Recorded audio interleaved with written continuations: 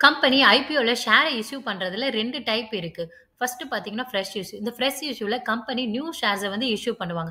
எக்ஸாம்பிள்க்கு பார்த்தீங்கன்னா, இவங்க வந்து 10,000 கோடி ரைஸ் பண்ணணும்னு நெனைக்கிறாங்க. ஸோ அதுக்கு ஈக்குவலன்ட்டான ஷேர்ஸ வந்து கம்பெனி ஃப்ரெஷ்ஷா வந்து ஐபிஓ மூலமா இஷ்யூ பண்ணுவாங்க. இதனால கம்பெனிக்கு 10,000 கோடி நியூ ஃபண்டும் கிடைக்கும். அதே மாரி அதுக்கு மதிப்பில்லான ஷேர்ஸும் கம்பெனியோட கேப்பிட்டல இன்கிரீஸ் பண்ணிவிடும். ஸோ இதன் மூலமா வர ஃபண்ட வந்து கம்பெனி அவங்களோட எக்ஸ்பான்ஷன்ஸ்க்காக, ஆர்&டிக்காக அவங்க டெப்ட்ட ரீபே பண்றதுக்காக யூஸ் பண்ணிப்பாங்க. இதுவே ஆஃபர் ஃபார் சேல்ன்னு பார்த்தீங்கன்னா, இயர்லி இன்வெஸ்டர்ஸ் அவங்களோட ஷேர்ஸ வந்து செல் பண்ணிட்டு, சில ப்ராஃபிட் வந்து புக் பண்ணிக்கணும்னு நெனைப்பாங்க. ஸோ அதற்காக ஆஃபர் ஃபார் சேல்ல அவங்களோட ஷேர்ஸ வந்து செல் பண்ணுவாங்க.